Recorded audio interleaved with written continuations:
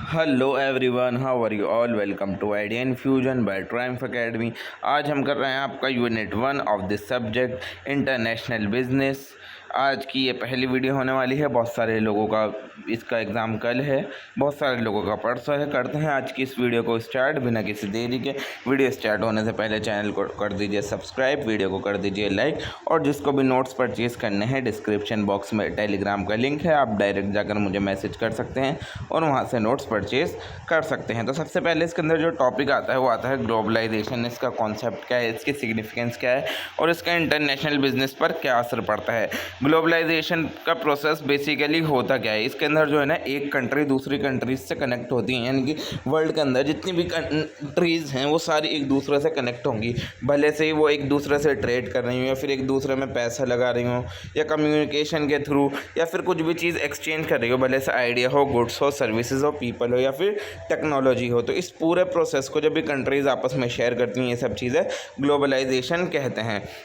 यानी ग्लोबलाइजेशन का मतलब ये होता है कि पूरी दुनिया को हम एक ही मार्केट प्लेस बना रहा है। ठीक है, ऐसा नहीं है कि वो कंट्री अलग है, ये कंट्री अलग है, पूरी दुनिया को एक ही मार्केट प्लेस बना रहा है जहाँ पर इंसान बिना किसी नेशनल बॉर्डर को समझे अपना बिजनेस आसानी से कर पाए। ठीक है, उसको ये दिक्कत ना होगी वो तो दूसरी कंट्री है, वहाँ बिज़नेस कैसे करूँ।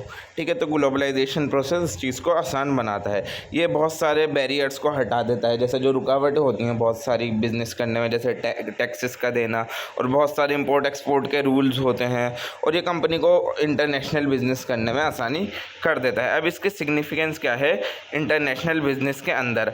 अब सबसे पहले इंसान को मार्केट साइज़ बड़ा मिल जाता है। पहले तो वो एक ही कंट्री में बेच रहा था, अब वो क्या करेगा और दूसरी कंट्रीज़ में भी बेच सकता है। मान लीजिए एक मोबाइल कंपनी थी साउथ कोरिया की, अब उसको ग्लोबलाइजेशन हुआ, अब वो इंडिया में बेच सकती है, यूएसए में भी, यूरोप में भी, कहीं पर भी बेच सकती है। अब उसको बहुत सारे कस्टमर मिलेंगे, बहुत सारा रेवेन्यू उसका जनरेट होगा। तो ये था इसका पॉइंट, लार्ज मार्केट साइज।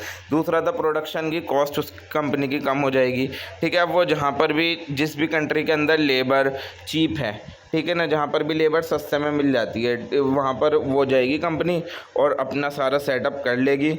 जैसे कि जितनी भी ज़्यादा फैक्ट्रीज़ वगैरह वो कहाँ कहाँ लगाई जाती हैं, चाइना में, वियतनाम में और इंडिया में। ये तीन जगह ऐसी हैं जहाँ पर आपको जो लेबर होगी बहुत कम रेट में मिल जाएगी, क्योंकि पॉपुलेशन ज़्यादा है और अर्निंग सोर्स लोगों के पास है नहीं, तो यहाँ पर आपको लेबर बहुत सस्ते पैसों में मिल जाती है। तो ऐसी जगह पर लोग क्या करते हैं, अपनी कंपनीज़ लगा देते हैं ताकि उनको लेबर चीप में मिल जाए और उनका क्या बिज़नेस आसानी से चले। और एक्सेस टू ग्लोबल रिसोर्स। अब बिजनेस जो हैं वो भले से कुछ भी यूज़ करना हो ना, भले से रॉ मटेरियल हो, लेबर हो, कैपिटल हो, टेक्नोलॉजी हो, वो पूरी दुनिया के किसी भी कोने से लेकर यूज़ कर सकते हैं। मान लीजिए एक यूएस की टेक कंपनी है, उसने अपना सॉफ्टवेयर डेवलपर इंडिया से मंगा लिया, इंडिया से बुला लिया कि आप आ जाओ, और अगर उसको किसी और वर्क के लिए कुछ काम चाहिए हो तो उसको कहीं और से बुला लिया, चाइना से बुला लिया। ठीक है, तो इस तरीके से आपको पूरे दुनिया की रिसोर्सेज का एक्सेस मिल जाता है, भले से मटेरियल हो, रॉ मटेरियल, लेबर, कैपिटल या फिर टेक्नोलॉजी हो। इससे आप सारे रिसोर्सेज का अच्छे से यूज़ कर सकोगे और आपकी कंपनी की प्रोडक्टिविटी अच्छी हो जाएगी। और चौथा जो पॉइंट आता है वो आता है टेक्नोलॉजी ट्रांसफ़र एंड इनोवेशन। इसके थ्रू जितने भी आइडियाज़ होते हैं, वो टेक्नोलॉजी होती हैं, वो पूरी दुनिया भर के अंदर आसानी से फैल जाती हैं, क्योंकि एक बिज़नेस, एक कंट्री का बिज़नेस दूसरे कंट्री के बिज़नेस से कोई नई टेक्नोलॉजी सीखेगा, फिर वो अपने देश के अंदर अप्लाई कर लेगा, फिर हमसे कोई सीखेगा वो फिर दूसरे देश में अप्लाई कर लेगा अपने देश में। तो इस तरीके से क्या होगा, हर कंट्री के प्रोडक्ट अच्छे होंगे और डेवलपमेंट बहुत ज़्यादा फास्ट होगा और कॉम्पिटिटिवनेस बढ़ जाएगी। ठीक है, एम्प्लॉयमेंट जनरेशन। जब एक कंपनी दूसरी कंट्री के अंदर आती है और अपना बिजनेस स्टार्ट करती है तो उससे क्या होता है, उस दूसरी कंट्री के अंदर जो है वहाँ पर एम्प्लॉयमेंट जनरेट होती है। मान लीजिए एक फ़ॉरेन कंपनी इंडिया के अंदर आई और उसने कॉल सेंटर स्टार्ट कर दिया। अब ऐसा होगा, हज़ारों लोग उस कॉल सेंटर के अंदर काम करने आएंगे, बहुत सारे गार्ड्स की जॉब होंगी और अलग अलग टाइप की जॉब निकलेंगी कि पूरी कंपनी के अंदर 10 काम होते हैं और 10 काम की अलग अलग जॉब निकलती हैं। तो इससे क्या होगा, हमारे पूरे देश के क्या होगा, डेवलपमेंट होगा जो होस्ट कंट्री है। और better quality and global standard, यानी कि इससे क्या होगा, ग्लोबल मार्केट के अंदर कंपनीज कॉम्पीट करने में अब कॉम्पीट करने लगेंगी। ठीक है, अब उनको इंटरनेशनल क्वालिटी और सेफ्टी स्टैंडर्ड्स का भी ध्यान रखना पड़ेगा। उन्हें पता लग जाएगा कि अगर मैं ऐसा प्रोडक्ट बना रही हूँ तो हो सकता है चाइना से इससे बेटर प्रोडक्ट आ जाए या फिर यूएस से इससे बेटर प्रोडक्ट आ जाए। तो उनको ग्लोबल मार्केट में कॉम्पीट करने के लिए अपनी एक स्ट्रॉन्ग साइट रखनी पड़ेगी। ठीक है, उनको मगर इससे कस्टमर्स का बहुत फ़ायदा है, उनको बेटर प्रोडक्ट मिलेंगे, सेफ़र प्रोडक्ट मिलेंगे और बहुत ज़्यादा रिलायबल प्रोडक्ट मिलेंगे, उनके साथ धोखाधड़ी होने से बच जाएगी। ठीक है, अब इम्पैक्ट क्या क्या होता है ग्लोबलाइजेशन का इंटरनेशनल बिजनेस के ऊपर, कि क्या फ़र्क पड़ता है। पॉजिटिव इम्पैक्ट क्या होगा, सबसे पहले तो ग्रोथ होगी, भले से ट्रेड हो इन्वेस्टमेंट हो, दोनों जगह की क्या होगी, वो ग्रोथ होगी। कंट्रीज़ क्या होंगी, इंपोर्ट करेंगी, एक्सपोर्ट करेंगी, जिससे एफडीआई आएगा, ठीक है ना, यानी फॉरेन डायरेक्ट इन्वेस्टमेंट आएगी, फॉरेन कंपनीज हमारी इंडिया के अंदर इन्वेस्ट करेंगी, ठीक है, इस तरीके से दूसरी कंट्रीज़ में इन्वेस्ट करेंगी। तो इससे क्या होगा, ग्रोथ होगी ट्रेड के अंदर भी, इन्वेस्टमेंट के अंदर भी। और जितनी भी एमएनसीज होती हैं, मल्टीनेशनल कंपनीज़ होती हैं, अब वो एक साथ एक ही कंपनी बहुत सारी कंट्रीज़ के अंदर चलने लग जाएगी। ठीक है ना, ये आजकल एक तरीके से मॉडर्न मैनेजमेंट प्रैक्टिस आ गई है, जो कि आजकल बहुत ज़्यादा कॉमन हो गई है कि एमएनसीज बहुत ज़्यादा एक्सपेंड हो रही हैं। इससे कंपटीशन बढ़ेगा, ग्लोबलाइजेशन जितना जितना होगा, फिर एक साथ मार्केट के अंदर अलग अलग कंट्रीज़ के सेम प्रोडक्ट आ जाएंगे। इससे क्या होगा, उनके बीच में जितनी भी कंपनीज़ हैं, कंपटीशन बढ़ेगा। इससे वो क्या करेंगे, हर कंपनी अपनी क्वालिटी अच्छी देना चाहेगी और कम से कम प्राइस में देना चाहेगी। जैसे आज के टाइम में हम मोबाइल फ़ोन का एग्जांपल ले सकते हैं। मोबाइल फ़ोन के अंदर कितना ज़्यादा कंपटीशन बढ़ चुका है कि सस्ते से सस्ते फ़ोन में भी अच्छा कैमरा और बैटरी आज के टाइम में आने लगी, क्योंकि हर कंपनी क्या चाह रही है, क्वालिटी अच्छी कर रही है और प्राइस कम कर रही है, ताकि वो उस कंपटीशन के अंदर कहीं ना कहीं स्टैंड कर सके। कल्चरल एक्सचेंज होगा, यानी कि आप दूसरे कल्चर में जाओगे, आप यहाँ से चाइना जाओगे, कंपनी लगाओगे, वहाँ के कल्चर के बारे में सीखोगे। चाइना वाले यहाँ आएंगे, वो हमारे कल्चर के बारे में सीखेंगे। हम यूएस जाएंगे, यूएस के कल्चर के बारे में सीखेंगे। तो इस तरीके से कल्चरल एक्सचेंज होता है, एक जगह का कल्चर दूसरी जगह का चेंज होता है। जैसे मैकडोनल्ड था, मैकडोनल्ड नॉन वेज फूड ही बेचता था, बट वो इंडिया के अंदर आकर क्या बेचने लगा, वेजिटेरियन फूड्स भी बेचने लगा। तो ये कल्चरल एक्सचेंज इस टाइप से होता है।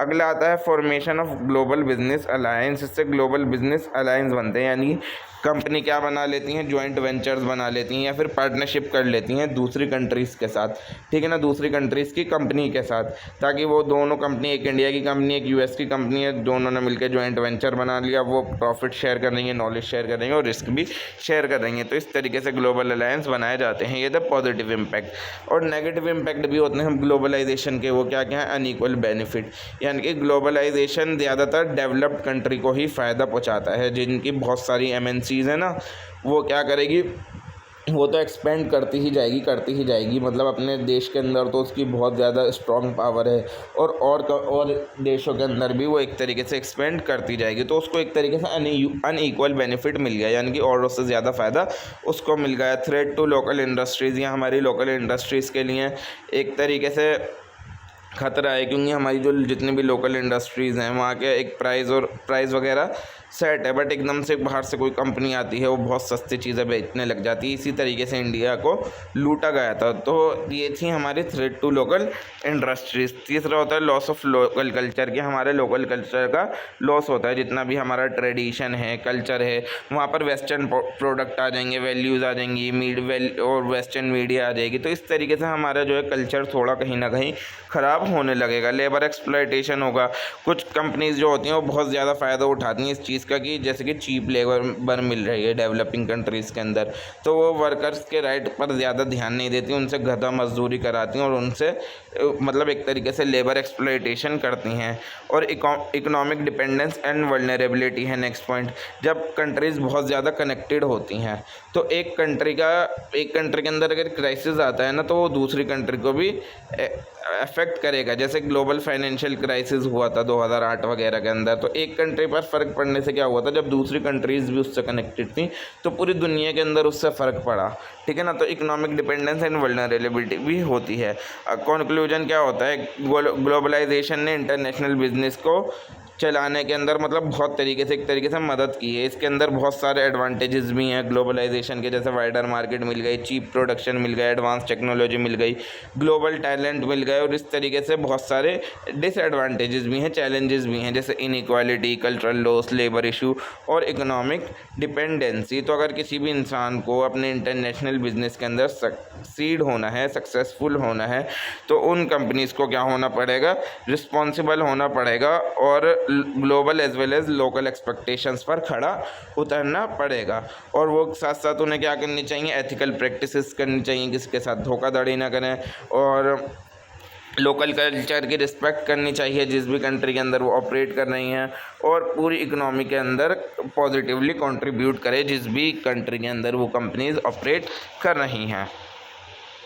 अब ये था इंटरनेशनल बिजनेस और डोमेस्टिक बिजनेस के अंदर फ़र्क। डोमेस्टिक बिजनेस वो होता है जो एक ही कंट्री के अंदर करा जा रहा है, आप अपनी कंट्री के अंदर अपना प्रोडक्ट बेच रहे हो, ये हो गया डोमेस्टिक बिजनेस। जब आप एक से ज़्यादा कंट्रीज़ के अंदर बेच रहे हो, आप यहाँ से यूएस भेज रहे हो, चाइना भेज रहे हो, ये हो गया इंटरनेशनल बिजनेस। इसका एरिया ऑफ ऑपरेशन क्या है, ये होम कंट्री के अंदर ही अंदर रहता है और ये मल्टीपल कंट्रीज़ के अंदर किया जा सकता है। इसके अंदर लोकल करेंसी ही जो आपके देश की करेंसी है, जैसे रुपया है यहाँ पर तो रुपया ही यूज़ होगा, और इसके अंदर फॉरेन करेंसी भी इंक्लूड हो जाएगी, लाइक डॉलर और दिरहम वगैरह। जिस भी कंट्री से आप डील कर रहे हो उस कंट्री की करेंसी भी इस चीज़ के अंदर इन्वॉल्व हो जाएगी। और इसके अंदर लॉज एंड रेगुलेशंस कौन से लगते हैं, जो भी उस देश के लॉ होंगे, जैसे इंडिया के अंदर इंडियन लॉ सिस्टम है, कॉन्स्टिट्यूशन है, वही सारे लॉ डोमेस्टिक बिजनेस के अंदर लगेंगे। और इसके अंदर जो है इंटरनेशनल बिजनेस के अंदर बहुत सारे मल्टीपल लीगल सिस्टम होते हैं। इसके अंदर हमारी कंपनी, इसके अंदर हमारे देश के तो लॉ लगेंगे ही लगेंगे, साथ साथ जिस कंट्री के अंदर हम अपना बिजनेस ऑपरेट कर रहे हैं वहाँ के लॉ भी एप्लीकेबल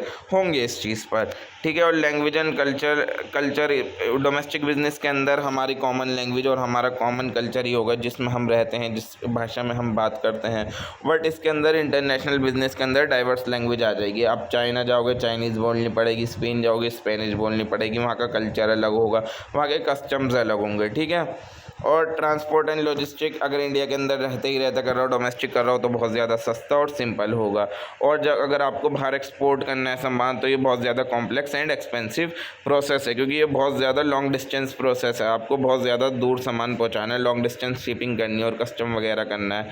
और डोमेस्टिक बिजनेस के अंदर रिस्क भी कम होता है, ठीक है, क्योंकि आपको पता है एक तरीके से हमारा एनवायरनमेंट थोड़ा बहुत स्टेबल वगैरह है, तो आपका रिस्क कम होगा। और इसके अंदर रिस्क हाई होता है इंटरनेशनल बिजनेस के अंदर, क्योंकि पॉलिटिकल, इकोनॉमिक और लीगल डिफरेंसेस बहुत ज़्यादा होते हैं। हम ये आने वाले यूनिट्स के अंदर समझेंगे कि ये होते क्या हैं। और मार्केट नॉलेज, इस एक डोमेस्टिक कंट्री के अंदर आप अगर बिज़नेस कर रहे हो, डोमेस्टिक बिज़नेस कर रहे हो, तो आपको एक तरीके से मार्केट नॉलेज अच्छी होगी, आपको पता होगा कि कहाँ कौन सा सामान मिलता है, कहाँ कौन सा सामान बिकेगा। बट अगर आप वही चीज़ इंटरनेशनल बिज़नेस के अंदर करना चाहो, अपना बिज़नेस एक्सपेंड करना चाहो, तो आपको बहुत ज़्यादा रिसर्च करनी पड़ेगी और उस फॉरेन मार्केट के अकॉर्डिंग आपको अपने आप को अडेप्ट करना पड़ेगा। और मार्केट नॉलेज का पॉइंट होगा। और cost of doing business, domestic business के अंदर ज़्यादा कॉस्ट नहीं लगती, क्योंकि ना ही कुछ एक्सपोर्ट होता है ना ही कुछ इम्पोर्ट होता है। इंटरनेशनल बिज़नेस के अंदर अच्छी खासी कॉस्ट लगती है। और कम्युनिकेशन बहुत ज़्यादा इजी और फास्टर होता है डोमेस्टिक में।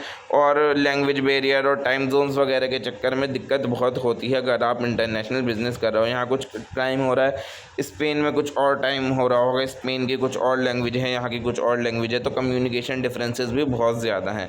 कंपटीशन, अगर आप डोमेस्टिक बिज़नेस कर रहे हो, तो जितनी भी लोकल फर्म्स हैं जो आसपास आपके पास कंपनी लगी हुई है सेम प्रोडक्ट की, तो आप उनसे कॉम्पीट कर रहे हो। बट आप अगर इंटरनेशनल लेवल पर हो, तो आप जो है ग्लोबल प्लेयर्स के साथ खेल रहे हो, आप कंपटीशन में हो। जितने भी ग्लोबल कंपनीज़ हैं, इंडिया, चाइना और यूएसए, अमेरिका, जहाँ जहाँ की भी कंपनीज़ हैं, वहाँ से आप एक तरीके से कंपटीशन में हो उनके साथ। स्ट्रेटजीज़ इसके अंदर डोमेस्टिक में सिंपल एंड फोकस स्ट्रेटजीज से भी आपका बिज़नेस अच्छा चल सकता है।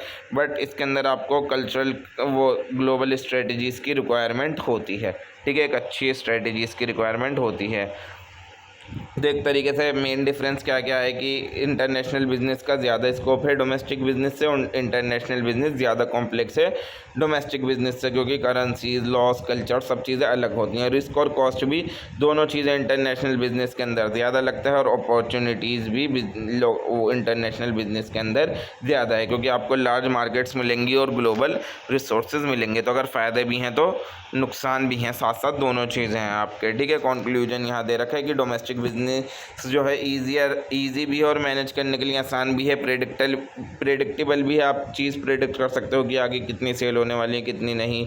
और बट इंटरनेशनल बिज़नेस जो है वो आपको क्या चीज़ ऑफ़र करता है, आपको ज़्यादा अपॉर्चुनिटीज़ देगा कि आपकी कंपनी की ग्रोथ हो, डाइवर्सिफिकेशन हो, आपका ग्लोबल प्रेजेंस बने, ठीक है। बट आपको उसके लिए क्या चाहिए, अगर इंटरनेशनल बिज़नेस करना है, आपको किसी भी टॉपिक की डीप नॉलेज चाहिए, उसके हिसाब से आपको अडेप्ट होना पड़ेगा और एफिशिएंट मैनेजमेंट करनी पड़ेगी, ताकि आप ग्लोबल चैलेंजेस, जैसे कल्चरल डिफरेंट है, वहाँ का करेंसी अलग है, लीगल कंप्लायंस अलग है, ताकि आप उन सब चीज़ों को फेस कर सको।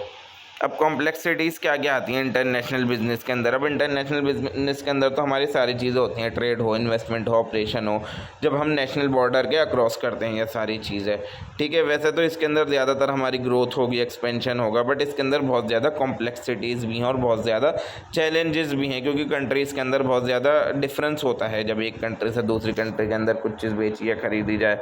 तो यहाँ पर दे रखी हैं वो कॉम्प्लेक्सिटी। सबसे पहले तो पॉलिटिकल और लीगल डिफरेंसेस हो सकते हैं। हर कंट्री का अपना लॉ है, अपने रूल्स हैं, अपने रेगुलेशंस हैं। हो सकता है उस कंट्री के हमारी कंट्री से मैच ना आते हों, तो एक जो कंपनी है उसको सारी चीज़ें import export law, tax rule, labour law, foreign investment rule, इन सारी चीज़ों का ध्यान रखना पड़ेगा इंटरनेशनल बिजनेस करते हुए। और जैसे ही हल्की सी गवर्नमेंट पॉलिसी बदली या फिर पॉलिटिकल इंस्टेबिलिटी हो गई, यानी जिस कंट्री में आपका बिजनेस चल रहा है उस कंट्री से हमारी कंट्री की वॉर हो गई या फिर इलेक्शन के चक्कर में कुछ लड़ाई झगड़े हो गए, तो उस चीज़ का बहुत ज़्यादा फ़र्क पड़ता है। तो ये एक बहुत ज़्यादा कॉम्प्लेक्सिटी है। तो मान लीजिए एक एग्जांपल क्या दे रखा है कि आप कहीं बिजनेस कर रहे हो, आपका कंपनी है दूसरी कंट्री के अंदर, तो वहाँ पर क्या होगा, फॉरेन इन्वेस्टमेंट लॉ चेंज हो गया, ठीक है, जिससे आपका कंपनी का एक्सपेंशन प्लान रुक सकता है या फिर आपकी कंपनी को भी दिक्कत हो सकती है बहुत ज़्यादा।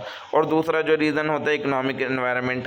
अब अलग अलग देश का इकोनॉमिक डेवलपमेंट अलग होता है। अब कंट्रीज़ अलग अलग लेवल पर वो डिवाइड होती हैं इकोनॉमिक के हिसाब से। कुछ डेवलप्ड कंट्रीज़ होती हैं, कुछ डेवलपिंग होती हैं और कुछ अंडर डेवलप्ड होती हैं। तो हर जगह का इंटरेस्ट रेट हो, इन्फ्लेशन हो, इनकम लेवल हो, परचेजिंग पावर हो, ये सारी कंट्रीज़ की अलग अलग होती हैं। और करेंसी का भी अलग अलग फ़र्क रहता है। कहीं पर करेंसी के अंदर बहुत ज़्यादा फ्लक्चुएशन होती है, कहीं बहुत कम होती है, ठीक है। अगर आप किसी एक कंपनी में ऐसी कंट्री में बिज़नेस कर रहे हो जहाँ की लोकल करेंसी जो है बहुत ज़्यादा वीक है, तो जब आप वो पैसा हमारी होम करेंसी के अंदर लेकर आओगे तो आपको नुकसान ही होगा ज़्यादा। मान लीजिए आप पाकिस्तान की करेंसी बहुत ज़्यादा वीक है, आपने वहाँ पर बिज़नेस स्टार्ट करा, आपने 2 लाख रुपये कमा लिए, बट आप इंडिया में लेकर आते हो तो इंडिया के अंदर प्रॉफिट कितना रह जाएगा, उसकी एक्चुअल वैल्यू कितनी होगी, सिर्फ 50,000, ठीक है। तो ये दिक्कत होती है हमारी इकोनॉमिक एनवायरनमेंट की। और कल्चरल डिफरेंसेस, आप दूसरे देश में जा रहे हो, वहाँ की लैंग्वेज अलग हैं, वैल्यूज़ अलग हैं, कस्टम अलग हैं, बिलीफ अलग हैं, बिजनेस करने के एटिकेट अलग हैं। तो हल्की सी भी मिसअंडरस्टैंडिंग हो गई आपके सामने वाले के कल्चर को समझने में, तो उससे सामने वाला क्या हो सकता है, हर्ट हो सकता है, आपकी नेगोशिएशन ख़राब हो सकती है, आपके कस्टमर हो सकता है इस चीज़ से सेटिस्फाइड ना हो। मान लीजिए आप एक मार्केटिंग कैंपेन कर रहे हैं यूएस के अंदर, जिससे क्या होगा कि जापान के जो कल्चरल नॉर्म है उस चीज़ पर फ़र्क पड़ा, ठीक है, तो आपकी वो उस चीज़ पर असर डालेगी, ठीक है। एक्सचेंज रेट रिस्क, यानी कि अब business of and deal in foreign currencies. जब आप सामने वाली कंट्रीज़ के साथ, जाहिर सी बात है, जब आप डील कर रहे हो तो आप फॉरेन करेंसी में ही डील कर रहे होगे, तो आपको डील साइन होने के बाद फॉरेन करेंसी को एक्सचेंज कराना पड़ेगा। तो जब आप फॉरेन करेंसी को एक्सचेंज कराओगे, ठीक है, तो आपको कहीं ना कहीं मनी लूज़ करना पड़ेगा, ठीक है। अगर आपने एक्सेप्ट कर लिया कि इंडियन कंपनी ने कि US डॉलर में पैसा लेंगी, तो इससे क्या होगा, और थोड़े टाइम बाद क्या हुआ, US डॉलर की वैल्यू कम हो गई, तो आपका प्रॉफिट कम हो जाएगा। मान लीजिए जिस दिन डील हुई उस दिन डॉलर की वैल्यू थी 85, अब जिस दिन पैसा आना था उस दिन डॉलर की वैल्यू हो गई 80 रुपीज़। तो इससे क्या होगा, आपका ही लॉस कम हो जाएगा, पाँच डॉलर के हिसाब से, मतलब 5 रुपये के हिसाब से आपका प्रॉफिट बहुत ज़्यादा कम हो जाएगा। और ट्रेड बैरियर और टैरिफ्स इतने होते हैं, जब आप बिज़नेस करोगे बाहर तो आपको टैक्स इतने देने पड़ेंगे, लिमिट्स होती हैं कि कितना माल बेच सकते हो कितना नहीं। और नॉन टैरिफ बैरियर जो होते हैं उसके अंदर ये सब चीज़ आती हैं, जैसे कस्टम प्रोसीजर इतना लंबा होता है, प्रोडक्ट स्टैंडर्ड और सर्टिफिकेशन, ये सब दूसरे इश्यूज़ हैं। फॉर एग्जांपल क्या दे रखा है, एक फूड प्रोडक्ट को अलग अलग पैकेजिंग की ज़रूरत होती है और हर कंट्री के अंदर उसको अलग अलग अप्रूवल कराना पड़ेगा उसकी सेफ्टी रेगुलेशन से रिलेटेड, तो एक ये इशू हो सकता है। अब ट्रांसपोर्टेशन एंड लॉजिस्टिक्स आ सकता है कि इतना लंबा डिस्टेंस है, आपको इंटरनेशनल शिपिंग करनी है, कस्टम से क्लियरेंस करानी है, इतने सारे डॉक्यूमेंटेशन जमा करना है, तो ये सारी चीज़ें क्या हो जाएंगी, बहुत ज़्यादा कॉम्प्लिकेटेड हो जाएंगी। और जब आप उस चीज़ को ट्रांसपोर्ट करोगे एक जगह से दूसरी जगह अपने प्रोडक्ट को, तो उसकी ट्रांसपोर्टेशन कॉस्ट भी बहुत ज़्यादा आ जाएगी। और इससे बहुत ज़्यादा इस चीज़ के अंदर जब भी आप इंपोर्ट एक्सपोर्ट करते हो तो डीले होना कि सामान नहीं पहुंचा, डीले हो गए, ये सब चीज़ें बहुत ज़्यादा कॉमन है, ठीक है। लीगल और एथिकल स्टैंडर्ड्स, अब यही है कि सब जगह का लॉ अलग है, कहीं पर आप कुछ चीज़ बेच रहे हो तो वो इलीगल है, कहीं पर वो अनएथिकल है, ठीक है। जैसे कि इसके अंदर बहुत सारी ब्राइबरी बहुत चलती है, एनवायरमेंटल प्रोटेक्शन से रिलेटेड, लेबर स्टैंडर्ड से रिलेटेड। अब हर कंट्री के अंदर इस चीज़ का अलग अलग लॉ हैं जिसको मतलब आपको फॉलो करना ज़रूरी है। जैसे कि चाइल्ड लेबर है, वो किसी कंट्री में तो लीगल है बट कहीं अनएथिकल है, कहीं इलीगल है, तो आपको सब जगह इस चीज़ का ध्यान रखकर चलना पड़ेगा। और कम्युनिकेशन बैरियर होते हैं, सब जगह की लैंग्वेज अलग होती हैं, कम्युनिकेशन का स्टाइल अलग होता है, टाइम जोन्स अलग अलग होते हैं, जिससे बात को करने में, कम्युनिकेट करने में मिसअंडरस्टैंडिंग हो जाती है, फिर डिलेज हो जाते हैं। तो जितने भी ये इंटरनेशनल मैनेजर होते हैं, इनको local way of communication adapt करना पड़ता है, ठीक है। जैसे और अगले चीज़ जो आ गई वो आ गई हमारी टैक्सेशन एंड प्रॉफिट रिपेट्रिएशन, यानी कि different countries have different tax rule. आप इंडिया के अंदर का टैक्स रूल अलग है, यूएस का अलग होगा, चाइना का अलग होगा, सब जगह का अलग अलग टैक्स रूल होता है, ठीक है। तो ये बड़ी चीज़ दिक्कत होती है कि किस तरीके से हमें जो अपना वो है, जो अपना प्रॉफिट है वो कंट्री तक लेकर जाएं, कि मतलब कहाँ पर हमें कितना टैक्स फिल करना है, यूएस की गवर्नमेंट को कितना देना है, इंडिया को कितना देना है। तो ये टैक्स फाइलिंग भी बहुत ज़्यादा कॉम्प्लिकेटेड हो जाती है। पॉलिटिकल रिस्क और नेशनलिज्म, यही कि क्या नाम है कि अनस्टेबल गवर्नमेंट है, कुछ भी हो सकता है, कभी आपकी और उस कंट्री के बीच में वॉर हो गई जहां आपकी कंपनी है, ठीक है। तो ये सब चीज़ें भी बहुत ज़्यादा इसके अंदर पॉलिटिकल रिस्क का पार्ट होंगी। और कंक्लूजन क्या निकल गया है कि इंटरनेशनल बिजनेस के बेनिफिट्स तो हैं बट साथ साथ ये कॉम्प्लेक्स भी है, ठीक है, क्योंकि इसके अंदर पॉलिटिक्स भी इंक्लूड हो जाती है, इकोनॉमी भी, कल्चर भी, करेंसी भी, लीगल सिस्टम भी और एथिक्स भी। ये सब चीज़ें क्या होते हैं, प्रॉब्लम क्रिएट कर देते हैं। तो एक बिजनेसमैन को एक प्रॉपर रिसर्च करनी चाहिए और ये सब चीज़ें केयरफुली प्लान करनी चाहिए और उस हिसाब से स्ट्रेटजीज़ बनानी चाहिए कि वो सारे रिस्क को क्या कर सके, प्रॉपरली मैनेज कर सके। अब इंटरनेशनलाइजेशन क्या होता है, इसके स्टेजेस क्या होते हैं और इसकी ओरिएंटेशन क्या है। इंटरनेशनलाइजेशन का मतलब ये होता है कि एक कंपनी, एक बिज़नेस अपने आप को मतलब बढ़ा रहा है, अपनी होम कंट्री से बाहर लेकर जा रहा है, फॉरेन मार्केट के अंदर लेकर जा रहा है। पहले वो सिर्फ डोमेस्टिक बिजनेस करता था, वो इंटरनेशनल बिजनेस का भी पार्ट बन रहा है, तो इसको हम क्या बोलेंगे, इंटरनेशनलाइजेशन। इसके अंदर अलग अलग स्टेजेस होते हैं, ठीक है ना। Starting from no international activity to fully a global और मल्टीनेशनल कंपनी, यानी शुरू में तो सब चीज़ें डोमेस्टिक पेपर होती हैं, फिर बाद में जाते जाते वो एक बड़ी बड़ी MNCs बनती हैं, ठीक है। तो इसके अंदर स्टेजेस क्या क्या आ गए इंटरनेशनलाइजेशन के। सबसे पहले आता है डोमेस्टिक स्टेज। ये डोमेस्टिक स्टेज वो होता है जब आप कंट्री के अंदर ही बेच रहे हो और कोई इंटरनेशनल एक्टिविटी इसके अंदर नहीं हो रही है, होम कंट्री में बना रहे हो, होम कंट्री में ही बेच रहे हो, लोकल कस्टमर्स का ध्यान रख रहे हो और मार्केट के कंडीशन के अकॉर्डिंग अपनी डील कर रहे हो, और आपका कोई यहाँ पर इंटेंशन नहीं है कि आप अपने बिजनेस को इंटरनेशनली लेकर जाओगे। जैसे कि कोई सी भी लोकल क्लोथिंग ब्रांड हो गई जो सिर्फ इंडिया के अंदर ही सामान बेच रही है।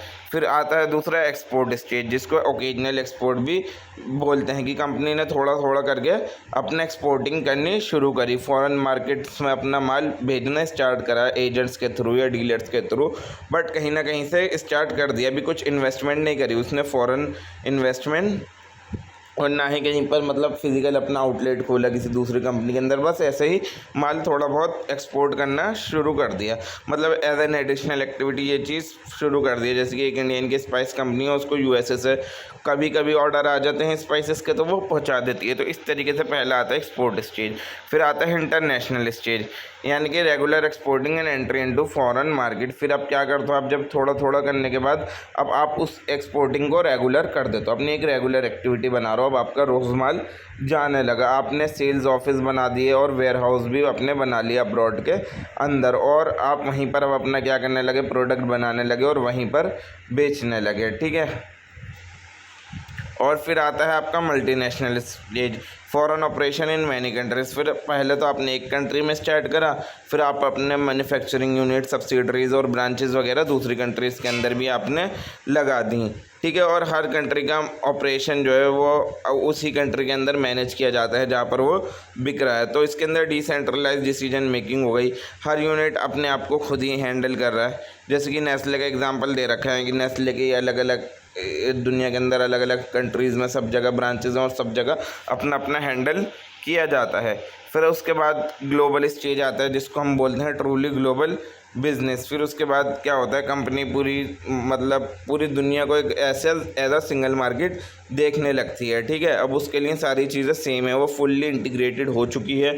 अब वो ग्लोबल एफिशिएंसी, स्टैंडर्डाइजेशन और कॉम्पिटिटिव एडवांटेज पर फोकस करती है। जैसे कि एप्पल है, वो उसके डिज़ाइनिंग यूएस में होती है, मैन्युफैक्चर वो चाइना में होता है और दुनिया भर के अंदर बिकता है। तो अब उसके लिए पूरी दुनिया एक सिंगल मार्केट बन गई, उसके लिए सब चीज़ें कॉमन हो गई, कहीं से भी खरीदो, कहीं पर भी बनाओ, कहीं पर भी बेचो।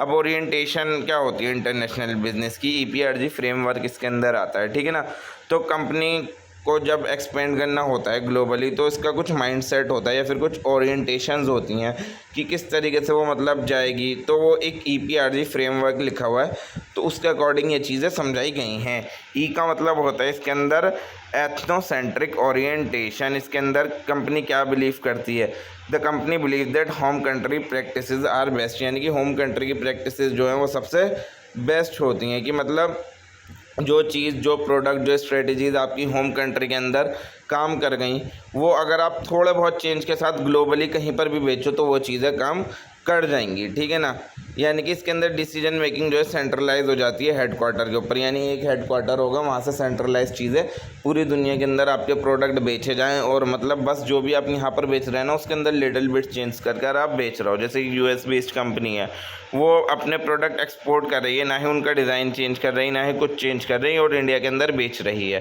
तो ये क्या होगा, एथनोसेंट्रिक ओरिएंटेशन। इसके अंदर सारी चीज़ें जो हम अपनी कंट्री में बेच रहे हैं वही बेचते हैं, या तो नो चेंजेस या फिर लिटिल बिट चेंजेस के साथ। फिर उसके बाद आती है पॉलीसेंट्रिक ओरिएंटेशन। अब कंपनी जो है इसके अंदर हर फॉरेन मार्केट को अलग तरीके से देखती है। क्या बोलती है, हर फॉरेन मार्केट क्या है, अपने आप में यूनिक है। ये उसका उल्टा होगा कि मतलब जो प्रोडक्ट और स्ट्रेटजीज़ बनाने चाहिए वो हर लोकल मार्केट के अलग अलग हिसाब से बनेंगे। इसके अंदर डिसेंट्रलाइज डिसीजन मेकिंग होती है। ठीक है ना, अब जो भी जिस कंट्री का ऑपरेशन मैनेजर होगा वो वहाँ के अपने खुद डिसीजन लेगा। इस ऊपर वाले में क्या हो रहा था कि एक ही जगह बन रहे थे और मतलब बोल रहा था कि अगर आप एक ही चीज़ में चेंजेस करके मतलब सब जगह बेच सकते हो। इसके अंदर क्या बोलता है, हर जगह का अलग अलग हिसाब है, आपको वहीं के हिसाब से सामान बेचना पड़ेगा। जैसे कि मैकडोनल्ड है, वो इंडिया के अंदर तो वेजिटेरियन चीज़ें बेचता है, बट आप यूएसए में जाओ तो वहाँ पर बीफ बर्गर्स वगैरह सब चीज़ें बिकती हैं उसके अंदर। ठीक है ना, तो इस टाइप की ओरिएंटेशन हो गई हमारी पॉलीसेंट्रिक ओरिएंटेशन। फिर आ गई रीजियोसेंट्रिक ओरिएंटेशन। इसके अंदर हम कंपनी को the company group countries into region, यानी कंपनी जो है वो कंट्रीज़ को एक रीजन्स में बांट देती है, जैसे एशिया, यूरोप, लैटिन अमेरिका, और हर रीजन के हिसाब से मतलब अपनी स्ट्रेटजीज़ बनाती है इसके अंदर। ठीक है, रीजन के हिसाब से कंट्रीज़ को बांट दी और उसके हिसाब से अपनी स्ट्रेटजी बना रही है। और ये किस चीज़ पर फोकस रखती है, ताकि बैलेंस रहे, ग्लोबल एफिशिएंसी और लोकल एडेप्टेशन, इन दोनों चीज़ों में बैलेंस रहे। हमारा रीजियोसेंट्रिक ओरिएंटेशन ये चीज़ पर फोकस करता है। ठीक है, जैसे कि एक कंपनी है, वो उसने साउथ ईस्ट एशियन कंट्री को एक पूरा रीजन मान लिया और वहीं पर सारी सेम चीज़ें बेच रही है, बस थोड़े थोड़े चेंजेस के साथ। इस टाइप के ओरिएंटेशन को हम क्या बोलेंगे, रीजियोसेंट्रिक ओरिएंटेशन। फिर आती है जियोसेंट्रिक ओरिएंटेशन। इसके अंदर जो पूरी दुनिया को क्या माना जाता है, एक सिंगल मार्केट माना जाता है, कि पूरी दुनिया क्या एक सिंगल मार्केट है, और एक ऐसा हम प्रोडक्ट बनाए जो दुनिया के अंदर, और या फिर कोई एक ऐसी स्ट्रेटजी बनाए जो हम दुनिया की किसी भी कोने में यूज़ करना चाहें तो वो यूज़ हो जाए। और इसके अंदर एम्प्लॉयज़ जो हैं वो उनकी स्किल से चुने जाएं, उनकी नेशनैलिटी के बेसिस पर नहीं। जैसे कि गूगल हो गया, कोका कोला हो गया, इनकी पूरी दुनिया के अंदर सेम ब्रांड इमेज है और वो सारी ही सेम चीज़ें प्रोवाइड कर रही हैं। ठीक है ना, और हल्का फुल्का लोकल टचेस देती हैं तो देती हैं, वरना वो भी नहीं देती। बाकी अगर आप लोग कोका कोला देखो तो दुनिया भर में सेम ही बिक रही है। ठीक है ना, तो उन्होंने क्या कर रखी है, जियोसेंट्रिक ओरिएंटेशन कर रखी है। अब समरी क्या दे रखी है, एथनोसेंट्रिक क्या था, होम कंट्री पर फोकस करता था। स्ट्रेटजी क्या थी कि सारी चीज़ें मतलब ग्लोबली आप सेम बेच सकते हो। और ये क्या होता है, इसकी डिसीजन मेकिंग सेंट्रलाइज होती है और हेडक्वार्टर पर होती है। पॉलीसेंट्रिक क्या था, इसके अंदर होस्ट कंट्री थी, फोकस क्या था इसका, होस्ट कंट्री। और इन्होंने क्या बोला था कि हर कंट्री के लिए अपने कस्टमाइज प्रोडक्ट होने चाहिए। और इसकी डिसीजन मेकिंग क्या होती है, डिसेंट्रलाइज होती है, बटी हुई होती है हर कंट्री के हिसाब से। रीजियोसेंट्रिक क्या होती है, हमारी रीजन बेस्ड होती है। और इसके अंदर जो स्ट्रेटजी होती है वो ग्रुप ऑफ कंट्रीज़ के हिसाब से बनाई जाती है। और इसके अंदर जो रीजनल हेडक्वार्टर होता है, हर रीजन का एक एक हेडक्वार्टर बना देंगे, वहीं से इसकी डिसीजन मेकिंग की जाती है। जियोसेंट्रिक क्या होती है, ग्लोबल मार्केट पर फोकस करती है और इंटीग्रेटेड ग्लोबल स्ट्रेटजी बनाती है। क्या बोलती है कि दुनिया जो है एक ही पूरी मार्केट प्लेस है जहाँ पर हम प्रोडक्ट बेचेंगे, और इसका decision making world wide coordination के हिसाब से होता है।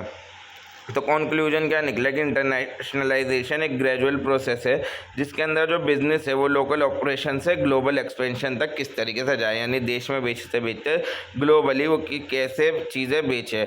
और हर स्टेज के साथ कंपनी को अपॉर्चुनिटीज़ भी फेस करनी पड़ती हैं और चैलेंजेस भी फेस करने पड़ते हैं, जैसे हम ऊपर देख कर आ चुके हैं कॉम्प्लेक्सिटीज़ में। और हमने क्या क्या देखी हैं इसके अंदर, ओरिएंटेशंस देखी हैं, एथनोसेंट्रिक, पॉलीसेंट्रिक, रीजियोसेंट्रिक और जियोसेंट्रिक। आई होप आपको ये चारों समझ में आ जाएंगी और ये किस तरीके से मतलब हमारे ग्लोबल ऑपरेशंस को अफेक्ट करती हैं।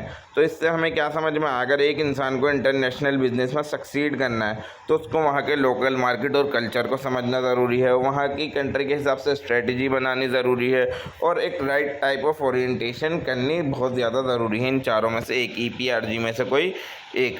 अब एक बिज़नेस, इंटरनेशनल बिज़नेस कैसे बन सकता है, मोड्स ऑफ एंट्री क्या क्या होते हैं, ठीक है ना, कि मतलब एक कंपनी फॉरेन मार्केट के अंदर किस तरीके से एंटर कर रही है, उस एंट्री के मोड को हम बोलेंगे mode of entry in international business. अब हर मोड के अपने अपने रिस्क हैं, अपनी अपनी इन्वेस्टमेंट हैं, अपना अपना कंट्रोल है और अपना अपना रिटर्न है। तो हर एक बिज़नेस को ये चूज़ करना पड़ता है एक राइट मोड की किस तरीके से मतलब अपने वो सारी चीज़ें देखेगी, अपने ऑब्जेक्टिव, रिसोर्स, एक्सपीरियंस और nature of the foreign market, फिर उस हिसाब से वो एक मोड्स ऑफ एंट्री चुनती है, ठीक है।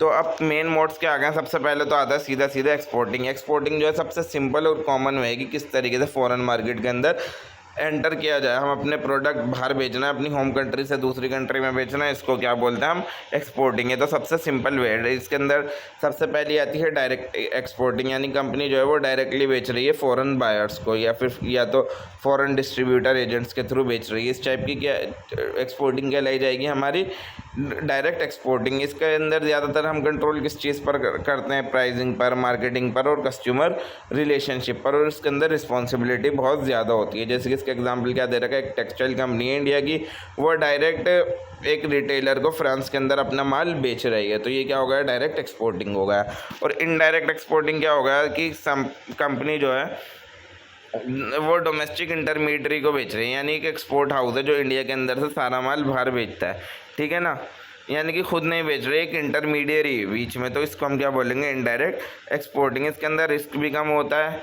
और ये थोड़ा बहुत आसान भी है, ठीक है ना, जब आपको ज़्यादा चीज़ें देनी नहीं है, बस उसको दे दो, एक्सपोर्ट जो कर रहे हैं एक्सपोर्ट हाउस जो है, और वो खुद ही बेच देगा आगे। तो इस टाइप की चीज़ को क्या बोलेंगे हम, इनडायरेक्ट एक्सपोर्टिंग। यानी कि इसका एग्जाम्पल क्या दे दिया, selling to an export merchant who then sell to buyer in the US, यानी हमने एक एक्सपोर्ट मर्चेंट को सामान बेच दिया और उसने आगे US के एक बायर को और सामान वही हमारा आगे बेच दिया। तो इस टाइप की चीज़ें क्या होती हैं, इनडायरेक्ट एक्सपोर्टिंग कहलाई जाती हैं। दूसरा चीज़ आती है इसके अंदर, वो आती है लाइसेंसिंग। जो कंपनी होती है, जो लाइसेंसर्स और जो होते हैं वो अलाउ कर देते हैं फॉरेन कंपनीज़ को, जिनको हम क्या बोलते हैं, लाइसेंसी, क्योंकि हमारा आप ब्रांड नेम यूज़ कर सकते हो, टेक्नोलॉजी यूज़ कर सकते हो, उसके बदले या तो आप फीस दे देना कुछ या फिर रॉयल्टी दे देना। मान लीजिए इसका एग्जांपल मैं भी बताता हूँ। इसके अंदर दूसरी फ़ायदा ये है कि इसके अंदर इन्वेस्टमेंट भी ज़्यादा नहीं होती और रिस्क भी बहुत कम होता है। बट इसके अंदर ये होता है कि आपका कंट्रोल चला जाता है उस चीज़ के ऊपर से, उसके फॉरेन मार्केट ऑपरेशन के ऊपर से। जैसे डिज्नी ने अपने कोई कैरेक्टर लाइसेंस कर दिया किसी टॉय मैन्युफैक्चरर को दूसरी कंट्री के, ठीक है ना, उन्होंने अलाउड कर दिया कि आप हमारे किसी भी कैरेक्टर के टॉयज़ बना दो, हमारी ब्रांड का नेम यूज़ कर लो, हमारी टेक्नोलॉजी यूज़ कर लो, हमारा प्रोसेस यूज़ कर लो, सब यूज़ कर लो, बट उसके बदले में या तो फीस दे दो हमें कुछ या फिर रॉयल्टी दे दो। तो इस चीज़ को हम क्या बोलेंगे, लाइसेंसिंग बोलेंगे, ठीक है। फ्रेंचाइजिंग क्या होगा, ये एक टाइप की लाइसेंसिंग ही होती है जिसके अंदर पूरा कंप्लीट बिजनेस मॉडल, भले से उसके अंदर ब्रांड आए, प्रोडक्ट आए, प्रोसीजर आए, वो हम एक फॉरेन पार्टी को बेच देते हैं, जिसको हम क्या बोलते हैं, फ्रेंचाइजी, ठीक है। ये ज़्यादातर जो चीज़ें चलती हैं फास्ट फूड और रिटेल बिजनेस के अंदर चलती हैं। इसके बदले जो फ्रेंचाइजी होता है वो एक फ़ीस देता है, ठीक है ना। जैसे मैकडोनल्ड है, मैकडोनल्ड की आपको इंडिया के अंदर बहुत सारी फ्रेंचाइज दिख जाएंगी। तो अब ये क्या है, वो खुद वो ऑपरेट नहीं कर रहे हैं इंडिया के अंदर, वो ख़रीद रखी हैं फ्रेंचाइजीज़ ने, ठीक है, और उसके बदले वो उनको पे कर देते हैं। तो इस चीज़ को हम बोलेंगे फ्रेंचाइजिंग। जॉइंट वेंचर क्या होता है, कि मतलब एक फॉरेन कंपनी और एक लोकल फर्म दोनों मिलकर एक होस्ट कंट्री के अंदर एक पार्टनरशिप फर्म चला रही हैं। इस चीज़ को हम बोलते हैं जॉइंट वेंचर। इसके अंदर वो ओनरशिप, कंट्रोल, प्रॉफिट और रिस्क, ये चारों चीज़ें क्या करेंगी, शेयर करेंगी, ठीक है ना। और ये यूज़फुल कब होता है, जब local laws required foreign firm to have a local partner, ठीक है। जैसे कि मारुति सुजुकी है, ये दो कंपनीज़ के बीच का जॉइंट वेंचर है। मारुति जो कि इंडिया की कंपनी और सुजुकी क्या है, जापान की कंपनी है। तो ये इन दोनों के बीच का जो जॉइंट वेंचर है, इसको क्या बोलेंगे हम, ये जॉइंट वेंचर ही होगा, क्या बोलेंगे नहीं, इस टाइप की चीज़ को हम बोलेंगे जॉइंट वेंचर, ठीक है। होली ओन सब्सिडरी क्या होती है, जिसके अंदर हम या तो कंपनी का सेटअप खरीद लेते हैं या फिर पूरी 100% ओनरशिप ले लेते हैं एक किसी बिज़नेस की जो कि फॉरेन कंट्री के अंदर चलाया जा रहा है। इसके अंदर इन्वेस्टमेंट भी बहुत ज़्यादा लगती है, यानी पूरा ख़रीद लिया। कोई फॉरेन कंपनी के अंदर अपना बिज़नेस चला रहा है, उसके बिज़नेस को पूरा ख़रीद लिया, तो इसको होली ओन सब्सिडरी बोलेंगे, ठीक है। 100% ख़रीद लेते हैं। इसके अंदर इन्वेस्टमेंट भी ज़्यादा लगेगी, जाहिर सी बात है, और इसके अंदर रिस्क भी बहुत ज़्यादा होगा, बट ये है इसके अंदर आपका पूरा कंट्रोल आ जाएगा। अब इसके अंदर दो टाइप की होती हैं होली ओन्ड सब्सिडरीज भी, एक होती है हमारा ग्रीनफील्ड वेंचर और दूसरी होती है हमारी एक्विजिशन। ग्रीनफील्ड वेंचर क्या होता है, इसके अंदर हम या तो एक पूरी नई कंपनी बनाते हैं स्क्रैच से, यानी बिल्कुल स्टार्ट से एक फॉरेन मार्केट के अंदर नई कंपनी बनाएंगे, इस चीज़ को हम बोलेंगे ग्रीनफील्ड वेंचर। और एक्विजिशन का मतलब कोई वहाँ पर ऑलरेडी लोकल कंपनी एग्जिस्ट है, उसको पूरा खरीद लिया, उसको हम बोलेंगे एक्विजिशन। जैसे कि इसका एग्जांपल क्या दे रखा है, Hyundai setting of its own manufacturing plant in India. Hyundai यही इंडिया के अंदर पूरा अपना एक मैन्युफैक्चरिंग प्लांट लगा लिया, शुरू से लगाया ना, सारी चीज़ें फ्रॉम स्क्रैच से स्टार्ट करी, तो इस चीज़ को हम बोलेंगे ग्रीनफील्ड वेंचर, ठीक है। स्ट्रेटेजिक अलायंस हो सकता है कि जब दो या फिर दो से ज़्यादा कंपनी मिलकर एक साथ अलग अलग कंट्रीज़ के अंदर मिलकर काम करती हैं, जिससे दोनों कंपनीज़ का या फिर तीनों कंपनीज़ का, जितनी भी कंपनीज़ हैं, सबका फ़ायदा हो, ठीक है। इसके अंदर वो टेक्नोलॉजी शेयर करती हैं, मार्केटिंग, डिस्ट्रीब्यूशन, सारी चीज़ें शेयर करके काम करती हैं, इसको बोलते हैं स्ट्रेटेजिक अलायंस। जैसे टाटा मोटर्स है और मर्सिडीज़ बेंज है, ये दोनों मिलकर काम कर रही हैं ताकि एक एडवांस व्हीकल टेक्नोलॉजी बनाई जा सके, इस चीज़ को हम बोलेंगे स्ट्रेटेजिक अलायंस। और टर्नकी प्रोजेक्ट होता है उसके बाद, इसके अंदर जो कंपनी है वो डिज़ाइन करती है, बिल्ड करती है और रन करती है एक प्लांट और project in a foreign country and hand its over to the local firm after completion. यानी ये कंपनी सारी चीज़ें फॉरेन कंट्री के अंदर खुद बनाएगी, खुद बिल्ड करेगी, खुद उसको चलाएगी, और जब वो पूरा रेडी हो जाएगा तो उसको एक लोकल फर्म को दे आएगी। ये ज़्यादातर किस चीज़ के अंदर कॉमन होता है, कंस्ट्रक्शन, ऑयल और इंजीनियरिंग के अंदर ये सारी चीज़ें बहुत ज़्यादा कॉमन होती हैं। एग्जांपल क्या दे रखा है, एक यूरोपियन इंजीनियरिंग फर्म है, ठीक है, वो एक पावर प्लांट बना रही है मिडल ईस्ट के अंदर, और उसको बाद में सेटअप होने के बाद वो किसी दूसरी कंपनी को दे आती है, ठीक है, इसको बोलेंगे टर्नकी प्रोजेक्ट। तो मोड ऑफ इनडायरेक्ट एंटर क्या देख लिया हमने, इनडायरेक्ट एक्सपोर्टिंग, आपके इनके डिफरेंस आप देख सकते हैं। Direct exporting, licensing, franchising, joint venture, wholly owned subsidiary, strategic alliance, turnkey project, ठीक है। तो कंक्लूजन क्या लिख रहा कि हम चॉइस ऑफ एंट्री मोड क्या होगा हमारा, किस किस चीज़ पर डिपेंड करेगा कि हमारी कंपनी का गोल क्या है और हमारे पास रिसोर्सेज क्या है। डिग्री ऑफ कंट्रोल हमें कितना चाहिए, रिस्क टॉलरेंस कितनी है कि कितना रिस्क झेल सकते हैं, मार्केट कंडीशन क्या है और वहाँ के रूल्स एंड रेगुलेशंस क्या हैं। तो इन सब चीज़ों को ध्यान में रखने के बाद ही हम अपना मोड ऑफ एंट्री चुनेंगे, किस तरीके से हम अपना इंटरनेशनल बिजनेस स्टार्ट करें, ठीक है। और लो रिस्क मॉडल, इसके अंदर हमने क्या क्या पढ़े थे, जैसे एक्सपोर्टिंग वगैरह, ये सब चीज़ें जो हैं बिगनर्स के लिए बहुत ज़्यादा सूटेबल होती हैं। और जो हाई रिस्क और हाई रिटर्न वाले मॉडल्स हैं, जैसे सब्सिडरी वगैरह, और ये किसके लिए सूटेबल होती हैं, जो एक्सपीरियंस फर्म है उनके लिए बहुत ज़्यादा ये सूटेबल होती हैं। So that is all for today guys. Video पसंद आई हो तो वीडियो को लाइक करो, चैनल को सब्सक्राइब करो। मैं मिलता हूँ आपसे अगले यूनिट के साथ बहुत जल्द। Thank you so much for watching.